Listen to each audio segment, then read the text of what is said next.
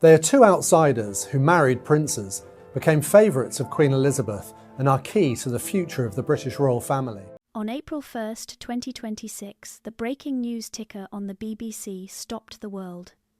No, it was not an April Fool's joke about Sophie, Duchess of Edinburgh.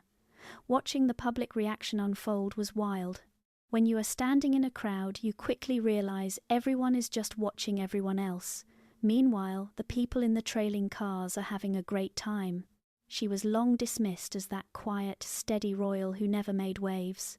But she had just spoken plainly, completely without apology. Her words shattered 7 years of carefully maintained royal silence. I have honestly never encountered anyone in the royal family who behaved as improperly as Meghan Markle. Within minutes, the palace issued a rare, highly pointed clarification.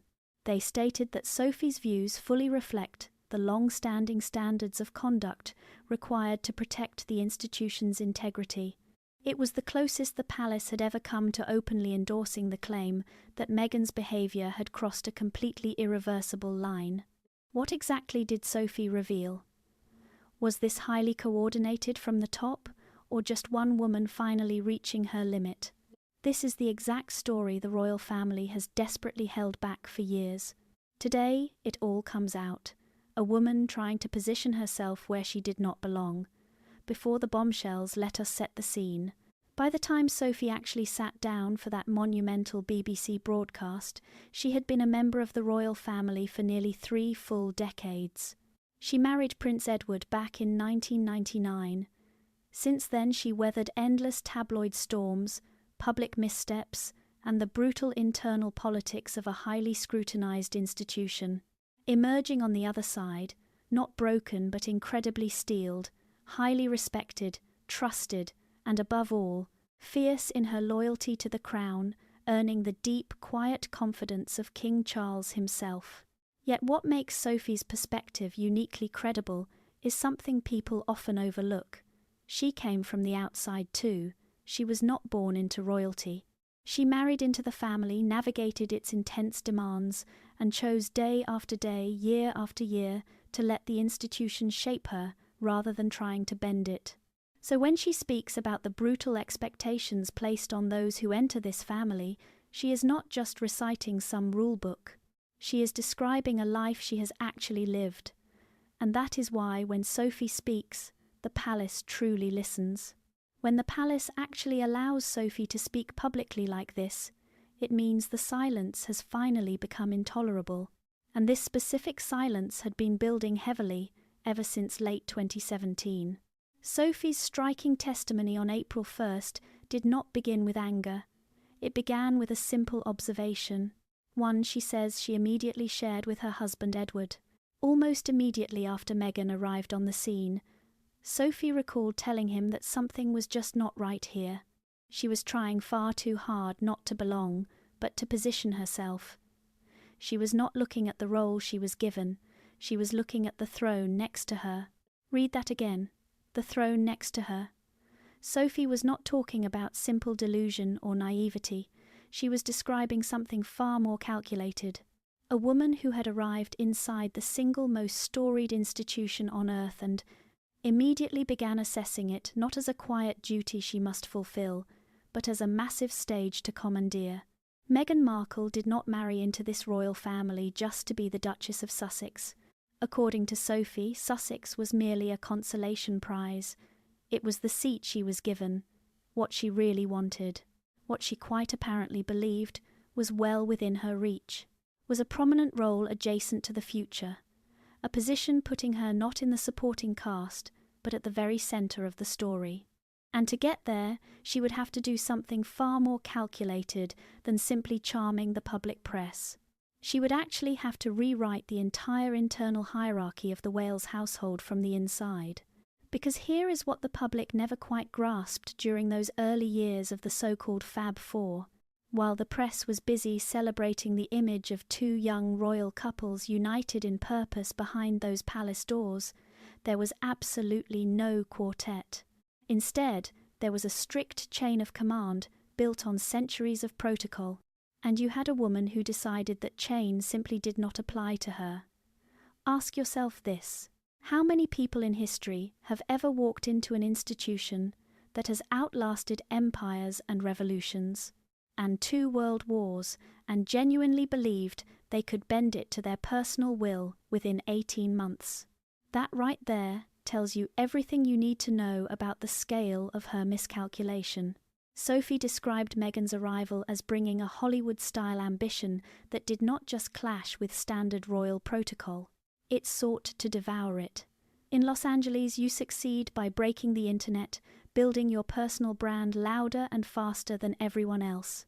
But in London, inside the House of Windsor, success is measured by something completely different. It is measured by your genuine willingness to erase yourself so the royal institution can endure.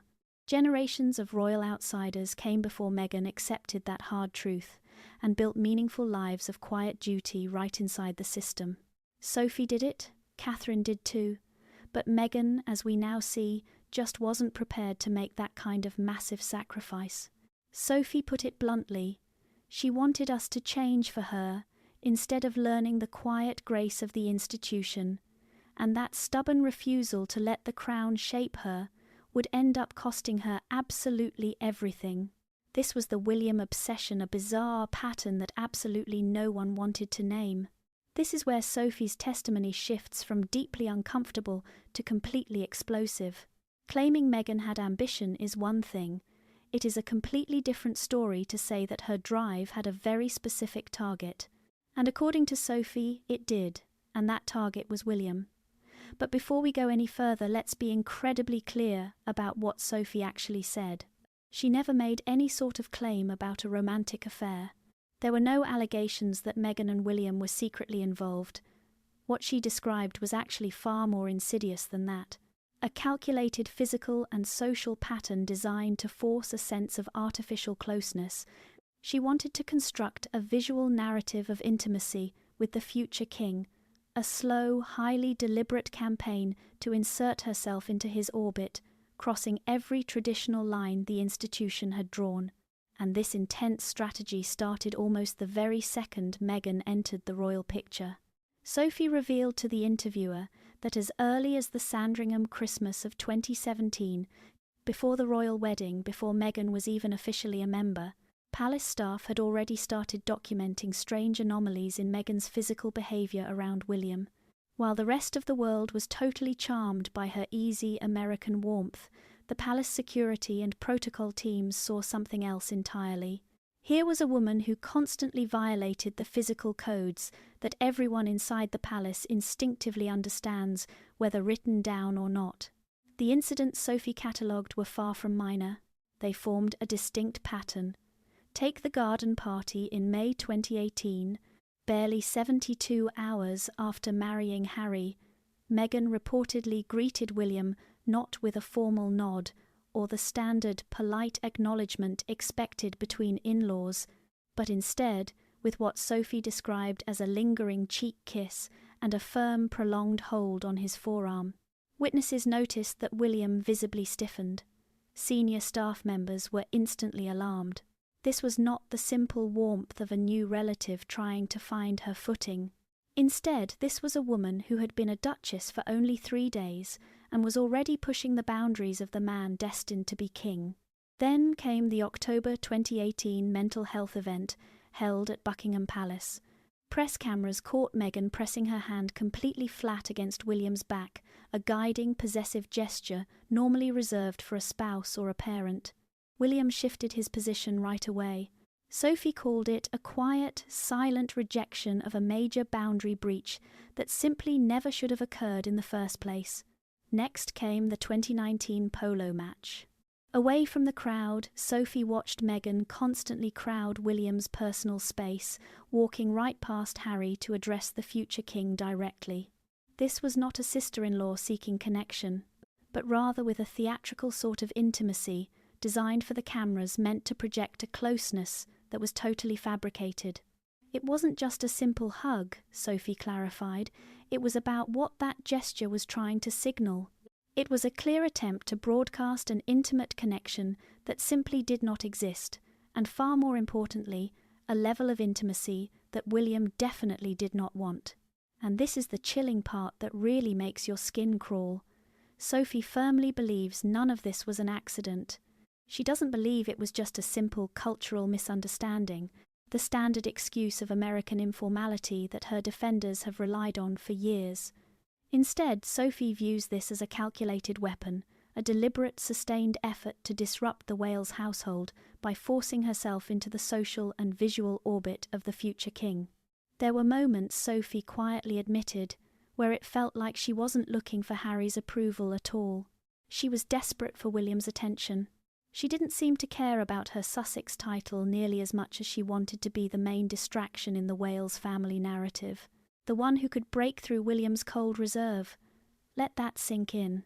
And if you think the palace was just overreacting, if you think this is all retrospective spin, consider what happened at the Royal Foundation Forum in January 2019. To the public, it was 4 royals sitting on a stage discussing mental health, a brief moment of unity of purpose, showing the Fab Four in action. What Sophie claims went on backstage was actually something else entirely. According to the Duchess, Meghan reportedly flat-out refused to follow those pre-agreed seating arrangements, plans that had been fully briefed and locked in beforehand. Instead, she stubbornly insisted on a position that placed her directly next to Prince William, rather than following the traditional royal couple pairing. Then she allegedly threw out the briefing notes and repeatedly spoke over Catherine during the live event, ensuring her own voice dominated the media coverage. The raw tension backstage after the event left Catherine in tears. It was not just a disagreement about a speech, Sophie explained. It was a direct declaration of war on the hierarchy. Meghan truly believed that her Hollywood celebrity status earned her an equal seat at the table with the future king and queen. She simply refused to accept that in this family duty is dictated by birth and service, not by your Instagram follow account. Enter the internal file, what the palace actually put on record. Now, for the very first time in the history of this messy royal drama, a senior member of the royal family has confirmed the existence of that internal HR review launched back in March 2021. You might recall the headlines, the bullying allegations, the staff complaints, and an investigation. The palace quietly buried right before Meghan and Harry's Oprah interview completely drowned out the story. But what Sophie has now revealed is that this secret file went way deeper than simple bullying. It was a detailed log, a running dossier documenting endless etiquette violations, boundary transgressions, and documented patterns of behaviour compiled over several years. According to Sophie, this documented behaviour included sending late-night, overly informal texts to senior royals and constantly bypassing official channels to exert her personal influence. It also included repeatedly ignoring the personal boundaries of the late Queen and Prince Charles, forcing what Sophie described as highly performative physical hugs that made everyone around her feel profoundly uncomfortable. But most significantly, it included weaponizing private family conversations as fuel for her American media allies, feeding a victim narrative of the warm, open American outsider being suffocated by a cold, archaic British institution. She was not trying to belong to the family, Sophie vividly recalled. She was trying to position herself as some kind of disruptor in chief. Meghan desperately wanted to be the star, and if she could not be the Queen, she would make sure she made the Queen's life absolutely miserable. That final chilling line is perhaps the most revealing thing Sophie said, because it exposes something absolutely crucial about the high-profile Sussex exit that the mainstream narrative never quite captured. This was not simply a couple driven out by cruelty, pushed all the way to their breaking point by a cold institution. Instead, this was, at least from Sophie's unique perspective, a highly strategic withdrawal by a woman who realised her campaign to rewrite the royal hierarchy had failed. Prince William remained an immovable object. The institution would not bend, so she burned it down. That massive Oprah interview was never a cry for help. According to Sophie, it was a major commercial launch. This high-stakes interview was a final break with discretion, a calculated ambush, Sophie said flatly. She personally reached out to Meghan offering mentorship, offering a guiding hand from one fellow outsider turned royal to another. Sophie had walked that very same road herself. She knew exactly what it felt like to marry into a rigid institution that would not bend, feeling the heavy weight of protocols that seemed designed to diminish rather than protect. Offering that real understanding was her goal, but Meghan rejected it. Her response, as Sophie vividly recalled it, was chillingly simple. "I have Harry. That is all I need." Sophie's own interpretation cuts deep. Meghan wanted no mentor. She wanted a complete monopoly on her husband's loyalty.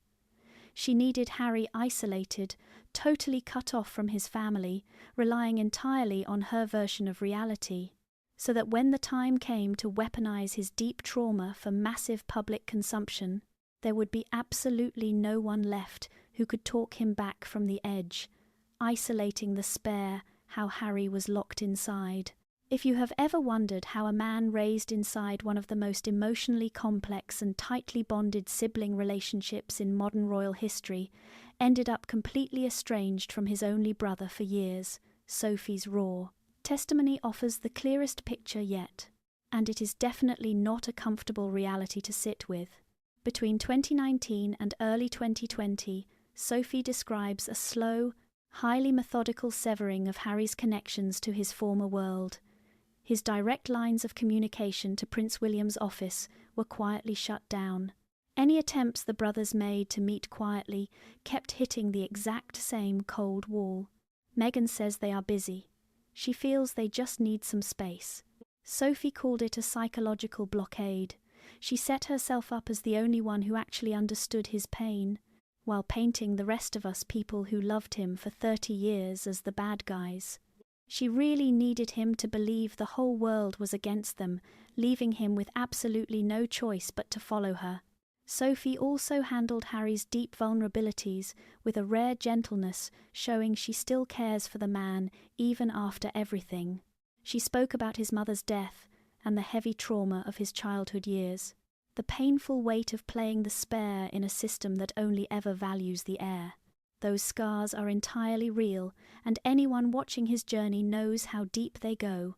But Sophie suggests that instead of helping him heal from those old childhood wounds, Meghan weaponized them as leverage, constantly feeding his growing resentment of his family, deepening his estrangement until the very family he grew up with felt more like an enemy than a safe haven.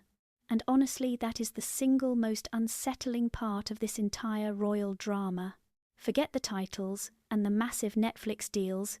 It is the painful human cost of a man turned against those who loved him longest. Archie's christening in July 2019 became a massive power struggle, at least according to Sophie. This was not just a mother wanting privacy, it was a calculated display of control. Meghan allegedly blocked chosen photographers and kept the names of the godparents a secret, hiding the whole event from the traditional rules that had governed royal births for centuries. It was not just about privacy, Sophie insisted. It was a warning to the Queen that royal rules stopped at Meghan's front door. So when the palace, bound by centuries of strict constitutional law, refused to grant the Sussex couple the same massive security budget and global platform as the future king and queen, their victimhood narrative was born. Every single refusal was branded as racism.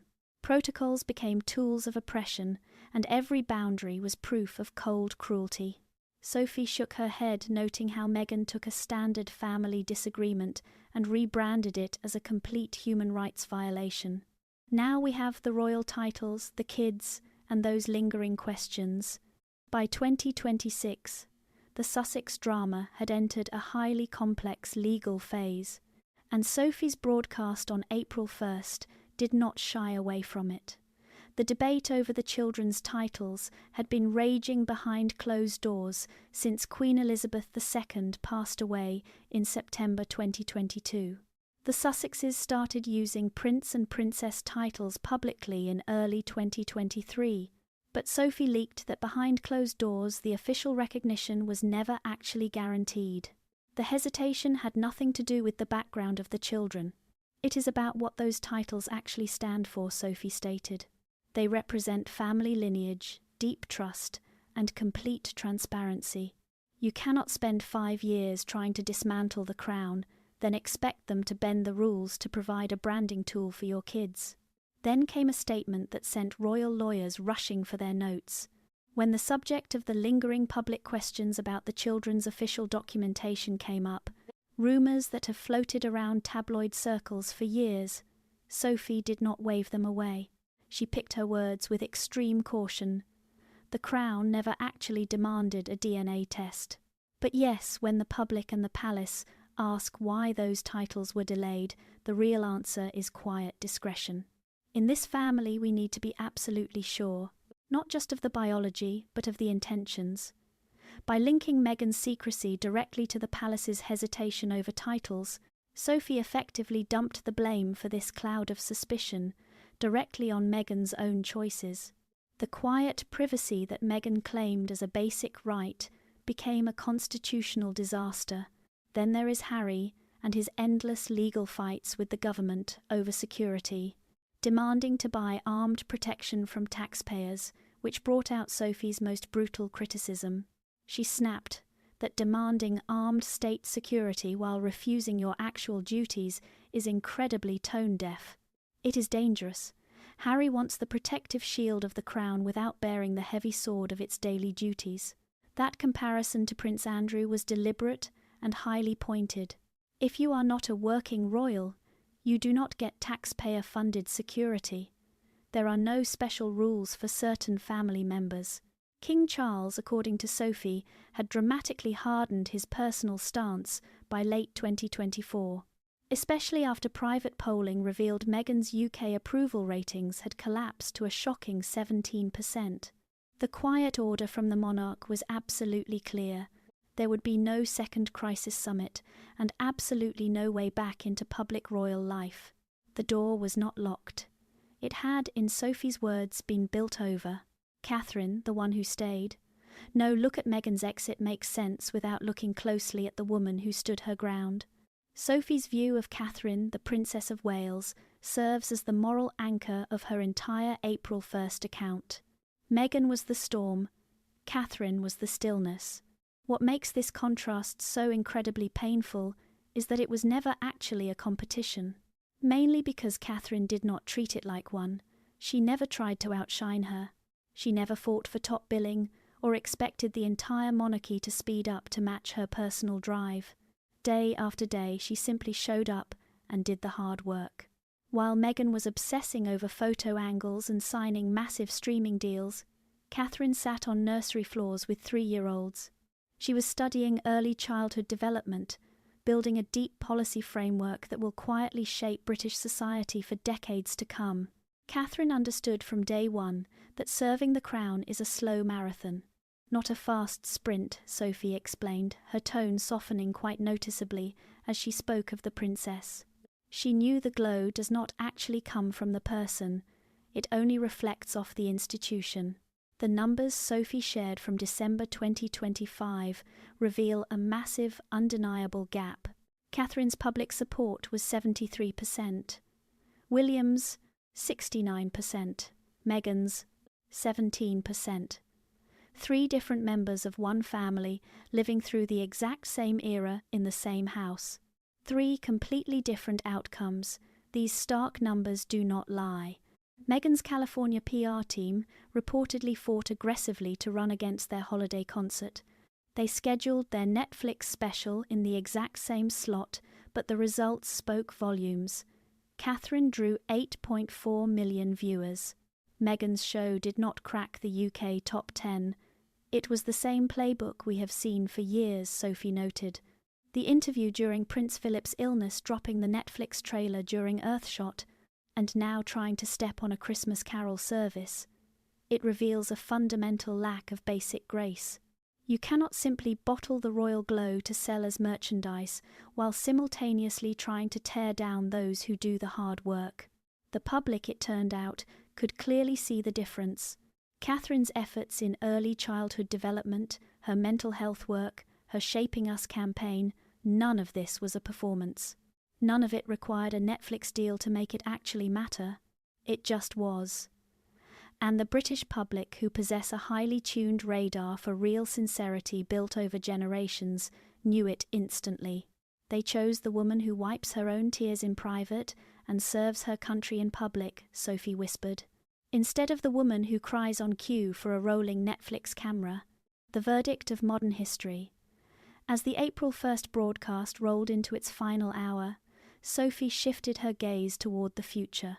She described a British monarchy that had emerged from the turbulent Sussex storm, much leaner, sharper, and far more self-aware. Drama. Constant titles. That explosive Oprah interview, the documentary series, endless legal fights and tabloid wars had been incredibly painful. And yet in Sophie's view it had also served as a deeply clarifying force. It stripped away the fancy decorations and forced the institution to focus on its actual daily purpose. "We have had our era of correction," Sophie said firmly. "We know who we are. We are the trusted stewards of the British public's history. Being liked on social media simply is not our job. We are built to be a steady anchor when everything else is crashing down." By the end of 2025, with giants like Spotify and Netflix reportedly slashing those massive Sussex deals and their Archwell Foundation watching public donations plummet by 40%, the brand simply hit a wall. This commercial empire, built on the wreckage of the Windsor family, ended up needing the exact thing it had so publicly thrown away: the raw credibility of the crown itself. You cannot sell cheap royal proximity to an American audience while simultaneously telling that exact audience that the royal family is cold, racist, and entirely broken. That kind of contradiction always collapses under its own weight. You cannot leave a family call them toxic and then turn around to sell a royal lifestyle brand. Sophie observed, the world just sees deep hypocrisy. Sophie also pointed to the palace's deliberate decision to stay completely silent through that relentless barrage of spare, that dramatic Netflix documentary, and those corporate Royal Globe trademark filings. She revealed this was never about weakness. It was sovereign finality. The King and William had made a cold, calculated decision. To fight back against a performative adversary is to give them the exact oxygen they crave. By simply moving forward, by pouring energy into the Together at Christmas concert and the state duties of 2025, the lean and highly focused monarchy now taking shape under William and Catherine's direct lead, the palace had quietly evaporated the entire Sussex narrative without ever firing a single shot. And then the Duchess of Edinburgh delivered her cold final verdict on the woman who had for 7 long years stood at the very centre of the most damaging royal crisis since the abdication of Edward VIII. "She treated us like a theatre stage," Sophie's voice lingered. "We welcomed her as a real family member until she proved she simply wasn't one. Not shouted, not laced with bitterness, just completely final, the way only the truth can be. That wild element, as Sophie had labelled Meghan from the very start, that absolute refusal to be tamed by the heavy demands of service, had not broken the institution. It had tested it, stress-tested it, deeply, exposing every single crack, every quiet tension, every unspoken grievance that had been quietly building up inside those palace walls for years. When the dust finally settled, and when the Netflix cameras packed up, and that infamous Oprah interview quietly faded into the archive of history, what remained was exactly what had always stood there. The ancient crown, the quiet duty, and the people who chose it. That massive door is now closed. The kingdom still endures, and history, which has an incredibly long memory for those who mistake its stage for their own, will handle the rest. And now at last we know exactly what happened behind those doors. So here is what I need you to do right now. If you believe the British royal family just barely survived its most dangerous internal crisis in modern history, drop your thoughts below. If you think there is still more to come, that this is merely the very beginning of the Sussex reckoning, go ahead and let me know that too. Because this dark story is far from over, and neither are the questions, hit that subscribe button so you never miss an update. Give this video a like if Sophie's raw testimony completely changed how you see this chapter of royal history. and share it, because the people in your life who followed this drama truly deserve to hear the full, raw picture. I will see you in the very next video.